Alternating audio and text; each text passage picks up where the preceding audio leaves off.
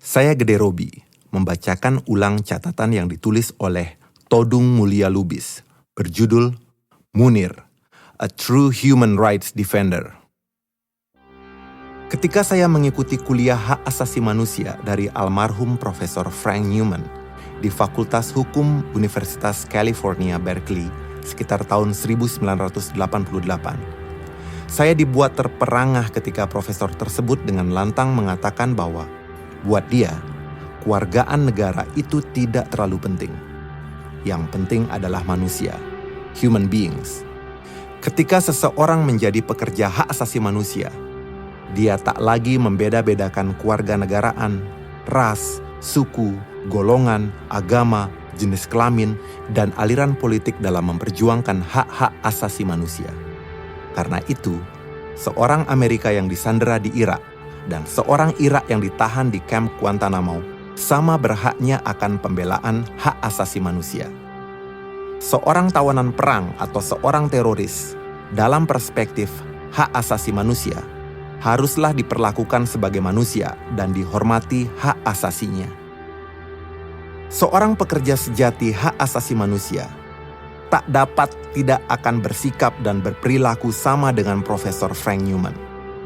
Disinilah universalitas hak asasi manusia itu diterjemahkan dalam sikap keseharian.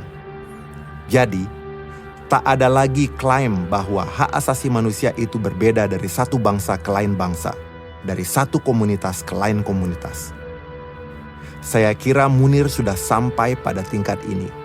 Dia telah menjadi pekerja sejati hak asasi manusia yang berdiri di atas semua bangsa, ras, suku, golongan, agama, jenis kelamin, dan aliran politik. Munir telah sebenar-benarnya menjadi apa yang dalam literatur hak asasi manusia disebut sebagai a true human rights defender. Sayang, banyak pihak terutama dari kalangan militer yang tak memahami apa itu a true human rights defender. Sehingga sering sekali para pekerja hak asasi manusia dituduh sebagai antek asing dan tidak nasionalis. Paham kuno bahwa right or wrong is my country masih sangat kuat, padahal seharusnya right is right dan wrong is wrong. Dalam zaman baru yang sudah sangat berubah ini, seharusnya tidak boleh lagi ada paham kuno yang akan membelenggu manusia dan hak asasi manusia, dan karenanya perjuangan hak asasi manusia itu tidak boleh dibatasi oleh pagar-pagar nasionalisme sempit yang pada gilirannya akan menindas hak asasi manusia itu sendiri. Realitas yang kita hadapi tidaklah seperti yang kita kehendaki. Munir berkali-kali dituduh tidak rasionalis dan lebih jauh telah menjual kebobrokan bangsa ini ke pihak asing. Betapa piciknya tuduhan itu. Apakah kita tak menyadari bahwa hampir tak ada lagi yang namanya rahasia di negeri ini? Apakah kita tak menyadari bahwa revolusi telekomunikasi yang sedemikian dahsyat telah membuat rumah-rumah kita sebagai bagian dari komunitas global yang hampir tak mengenal sensor? Mengapa para pekerja hak asasi manusia dituduh menjual bangsanya? Padahal, begitu banyak jalan bagi pihak-pihak asing untuk masuk ke Indonesia dan mengetahui isi perut kita semua. Mengapa Munir yang tidak terlalu canggih penguasaan teknologi informasinya dianggap sebagai penjual bangsa? Munir memang seorang yang keras, lurus, dan nyaris tak memiliki takut. Ketika dia mendirikan Kontras dan berjuang untuk orang-orang hilang, dia memang seperti menghantamkan kepalanya ke tembok. Betapa tidak? Pada waktu itu, Soeharto dan tentara tengah dalam puncak kekuasaannya dan setiap orang bisa hilang dengan mudah tanpa bekas. Dengan gigih, Munir masuk ke wilayah militer yang selama ini dikenal tabu. Melalui analisisnya yang tajam dan cerdas, ia menyimpulkan bahwa penghilangan para aktivis itu dilakukan oleh tentara yang terjadi di kawasan Cibubur, tepatnya di daerah Kopassus. Kampanye media dilakukan dengan gencar, dan untuk pertama kalinya dalam sejarah Orde Baru, pihak tentara menjadi defensif, hingga akhirnya mengakui bahwa pihak tentara memang terlibat dalam operasi penghilangan aktivis.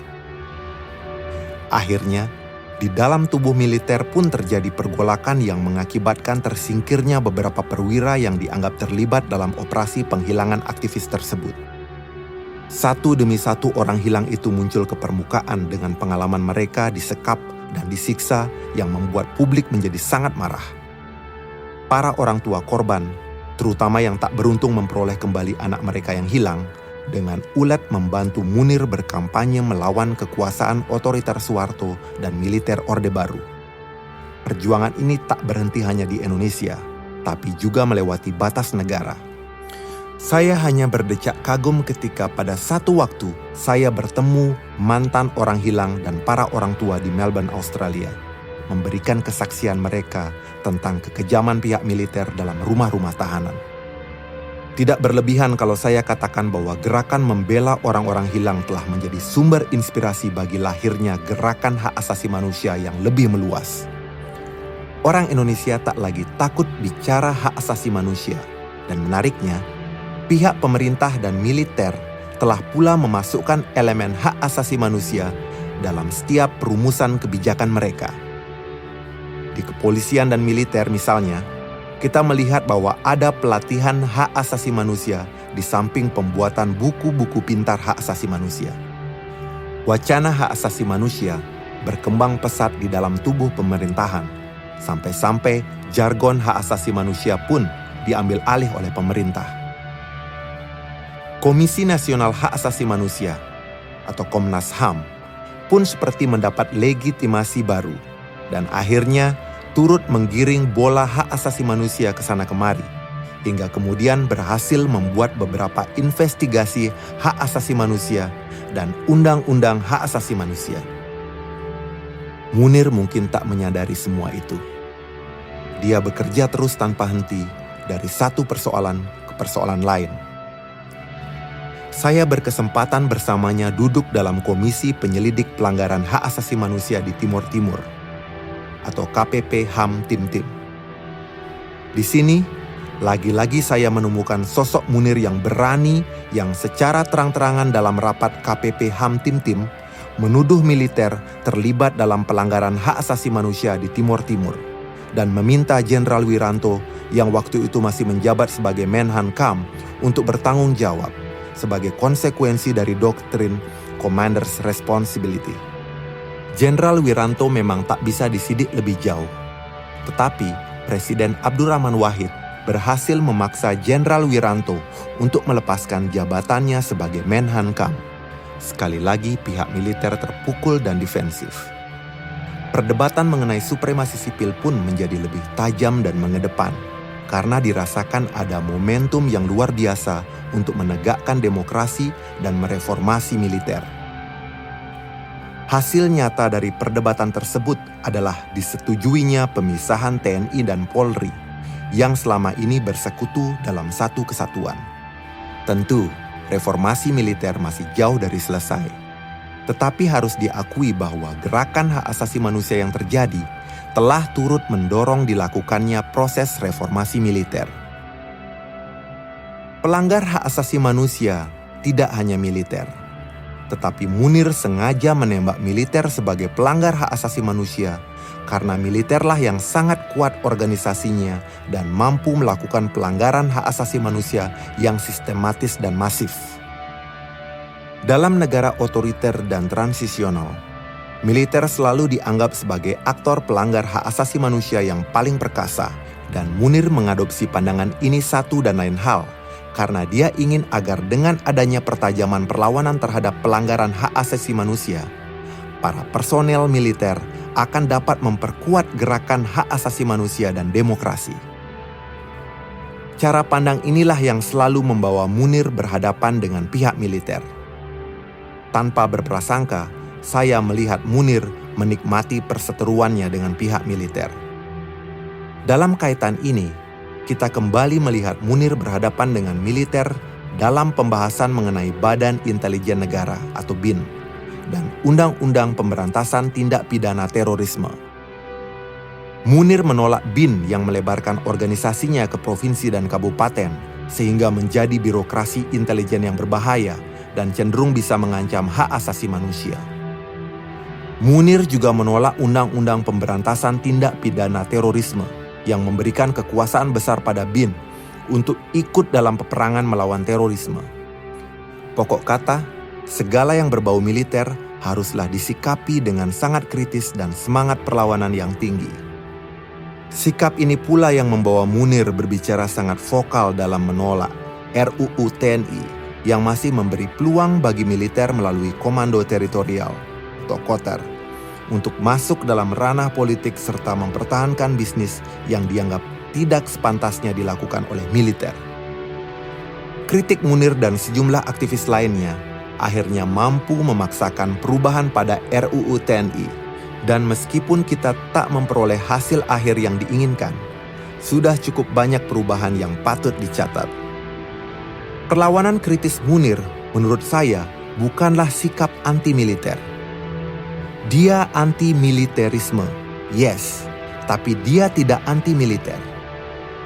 Munir sangat sadar bahwa negara Indonesia yang luas dan sangat pluralistik ini tidak mungkin utuh tanpa militer yang kuat. Hanya saja, militer yang kuat hanya akan tumbuh dalam kondisi ketika rakyat tidak merasa ketakutan, tidak merasa diancam, dan dilanggar hak asasi mereka. Militer, bagaimanapun, harus tunduk pada supremasi sipil. Penguatan supremasi sipil ini hanya bisa dicapai dengan secara tajam dan kritis terus-menerus mempertanyakan bahaya militer dalam demokrasi dan hak asasi manusia. Beginilah cara Munir mengawal supremasi sipil. Dan inilah esensi dari kiprah perjuangan Munir selama ini. Di akhir hayatnya, Munir mulai agak lelah menjadi non-partisan. Dan dengan memaksakan diri, dia mendukung calon Presiden Amin Rais dan belakangan Megawati. Hanya karena tidak ingin militer seperti Wiranto maupun Susilo Bambang Yudhoyono terpilih sebagai presiden. Pilihan politik Munir memang mendapat kritikan dari sebagian kalangan pekerja hak asasi manusia. Tetapi kita bisa saksikan bahwa Munir ingin sampai pada titik terekstrim dalam memperjuangkan supremasi sipil. Kiprah Munir dalam kerja hak asasinya bukanlah kiprah yang anasionalistik. Dengan caranya sendiri, Munir mencintai negeri ini, memperjuangkan demokrasi dan hak asasi manusia. Buat saya tak ada yang lebih nasionalistik ketimbang kesadaran bahwa demokrasi dan hak asasi manusia mesti ditegakkan dengan segala cara, berapapun ongkosnya, agar harkat dan martabat manusia atau human dignity tetap terjaga. Ketika orang seperti Munir tak terlalu galau dengan nasionalitas. Ketika yang terpenting adalah manusia, human beings. Ketika itulah dia sampai pada puncak nasionalisme. Kesadaran inilah yang membuat Munir hadir di tengah kita sebagai a true human rights defender.